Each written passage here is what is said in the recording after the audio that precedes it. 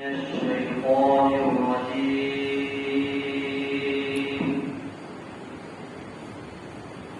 بسم الله الرحمن الرحيم.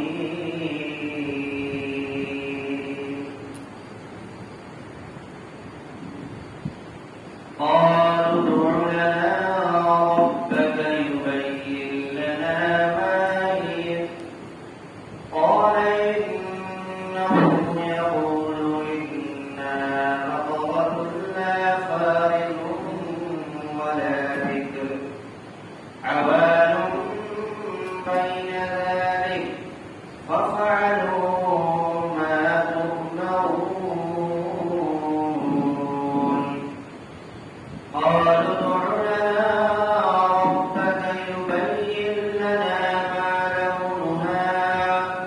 قال إنه يقول إنها بقرة صفراء فاقع لونها تسر الناظرين. قالوا ادع لنا ربك يبين لنا ما هي.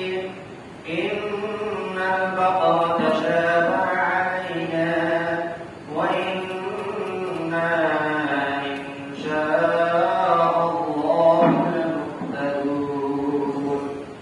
قال إنه يقول إنها بقرة لا ذلول تثير الأرض ولا تسقي الحرث مسلمة لا شية فيها. قالوا الآن جئت بالحق وذبحوها وما كانوا يفعلون. صدق الله العظيم.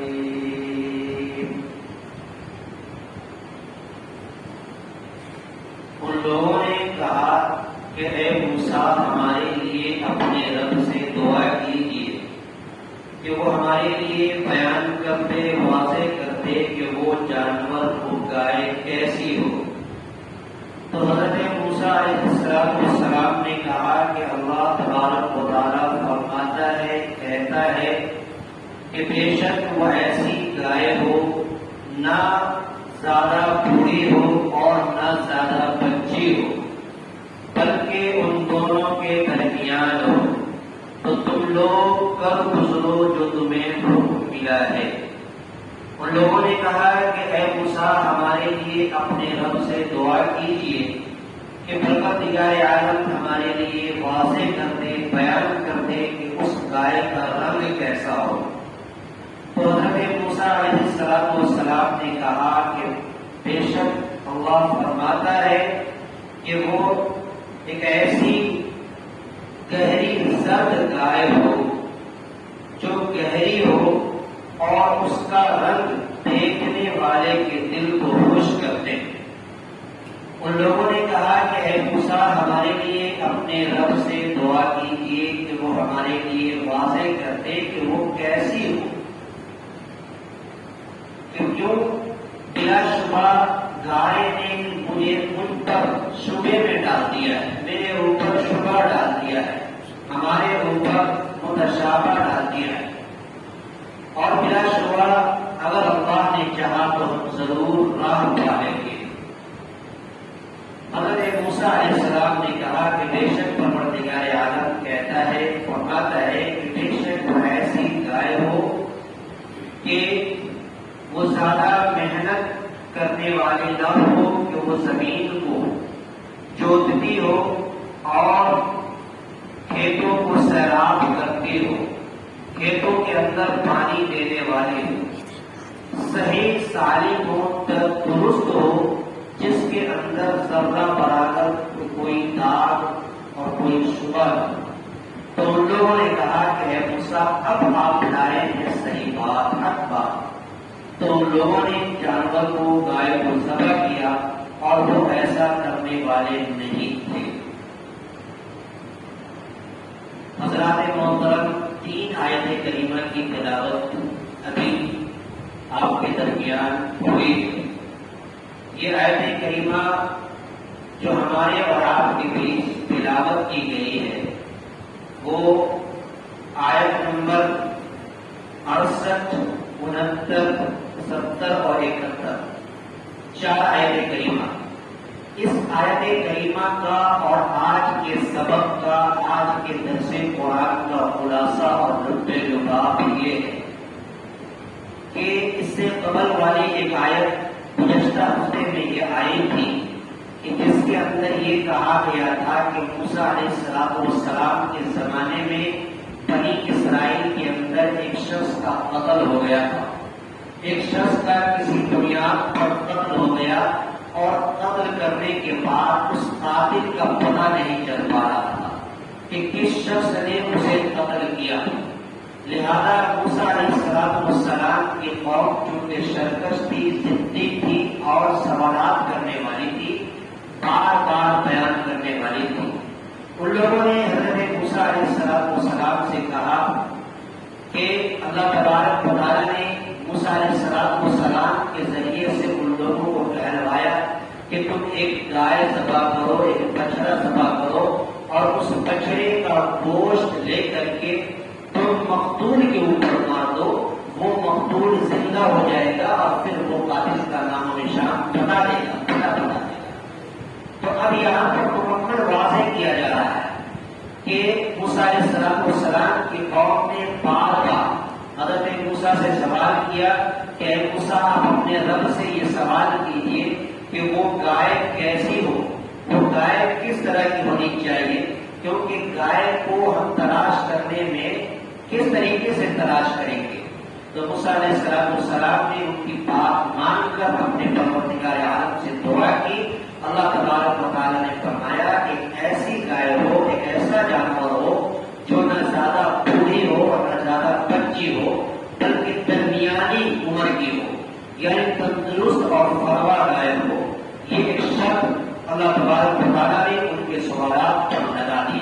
تو حضرت موسیٰ علیہ السلام نے جب یہ نشان بتا دیا تو کہا کہ اب جو تمہیں حکم ملا ہے اسے کر گزرو اور کر دو تاکہ تمہارا معاملہ صاف ہو جائے۔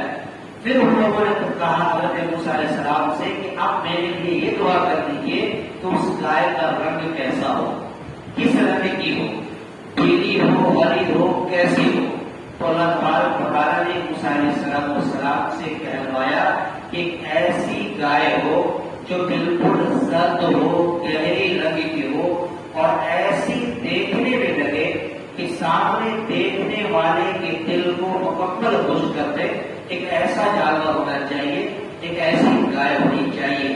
اسی طریقے سے پھر ان لوگوں نے سوال کیا اور کہا کہ اے موسیٰ آپ اپنے رب سے میرے لیے یہ بھی دعا کیجیے کہ آخر وہ گائے کیسی ہونی چاہیے، کس طریقے کا ہونا چاہیے، کیونکہ آپ بار بار یہ بات بتا رہے ہیں، لہٰذا اس گائے نے میرے اوپر شبہ پیدا کر دیا، مجھے متشابہات میں ڈال دیا ہے، اور یہ گائے کی حقیقت پتہ نہیں کر پا رہی ہے کہ آخر کیسی ہونی چاہیے۔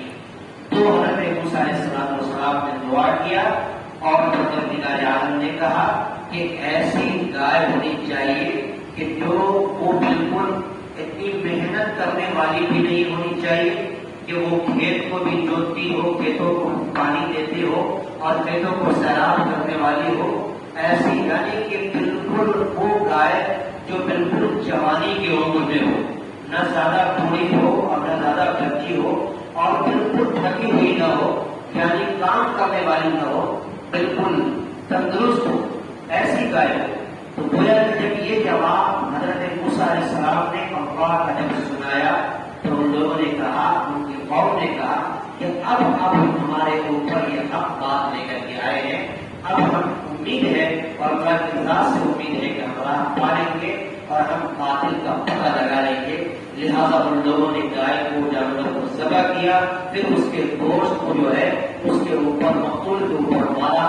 پھر حدیث کے اندر آتا ہے کہ مقتول زندہ ہوئے اور اس قاتل کا مکمل نام اور پتہ اور نشان بتایا، جس کی وجہ سے وہ قاتل کو ڈھونڈنے میں کامیاب ہو گئے۔ حدیث کے اندر آتا ہے، روایتوں کے اندر آتا ہے کہ اگر یہ بنی اسرائیل موسیٰ علیہ السلام سے یہ سوال نہ کرتے، اگر کوئی بھی جانور لا کر، کوئی بھی گائے لا کر اگر وہ ذبح کرتے تھا، اگر وہ ذبح کر دیتے تو گویا اس کا منشا پورا ہو جاتا، پھر اس کی شرائط کے اوپر نہیں لگائی جاتی، چونکہ موسیٰ علیہ السلام کی قوم ضدی تھی اور وہ اپنے قول سے وہ سمجھوتا کرنے والی نہیں تھی، اس لیے وہ بار بار سوال کرتے اور بار بار اللہ تبارک و تعالیٰ نے ان کی ہٹ درمی کو دیکھا تو ان کے اوپر شرائط پر شرائط لگا دیا. اسی کو آج کی اس آیت کریمہ کے اندر بیان کیا گیا.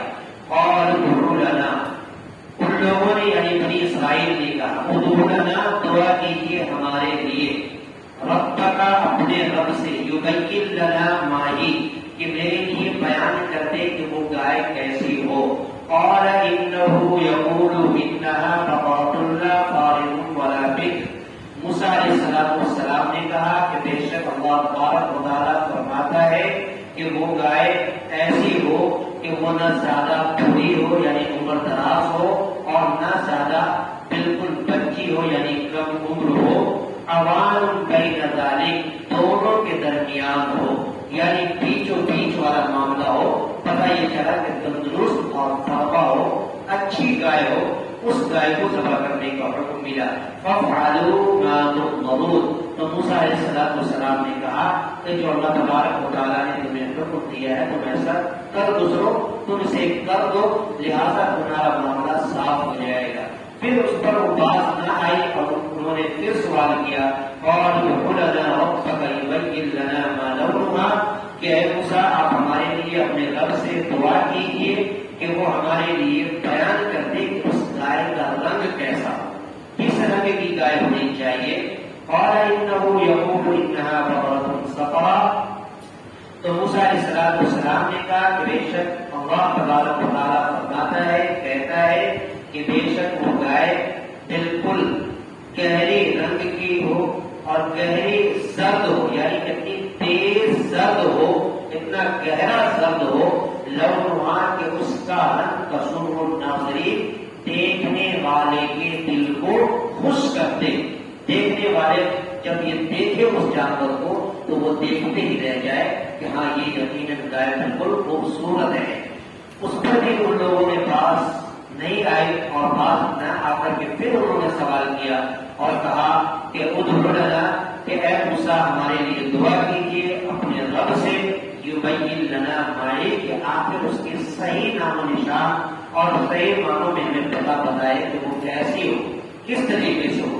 ان البقرة تشابہ علینا، کہ بلا شبہ گائے نے ہمارے اوپر متشابہ کر دیا ہے یعنی ہمارے اوپر جو ہے متشابہات ڈال دیا ہے. مجھے یہ سمجھ میں نہیں آ رہا ہے کہ آخر میں کس طرح کی گائے لا کر کس طرح کا جانور لا کر ذبح کروں. وَإِنَّا إِنْ شَاءَ اللَّهُ لَمُهْتَدُونَ. بلا شبہ اگر اللہ تبارک و تعالیٰ نے چاہا تو ہم اس بار ضرور بھی ضرور راہ پائیں گے. یعنی راہ پانے کا مطلب کہ ہم اپنے مقصد میں کامیاب ہو جائیں گے اور ہم اس مقتول کے اوپر اس جانور کے گوشت کو ڈال کر کے قاتل کا پتہ ضرور لگا لیں گے. پھر آئے کہا اور انه يقول انها بقرة لا ذلول تثير الارض ولا تسقي الحرث. حضرت موسیٰ علیہ السلام نے کہا کہ بے شک اللہ فرماتا ہے کہ وہ گائے ایسی ہو لا ذلول، کہ محنت کرنے والی نہ ہو، تثير الارض، کہ جو زمین کو جوتتی ہو، ولا تسقي الحرث، اور کھیتی کو سیراب کرنے والی ہو. یعنی محنتی نہ ہونے کا مطلب یہ ہے کہ اس کو ابھی کسی کام کے لیے اس جانور کو استعمال نہ کیا گیا ہو.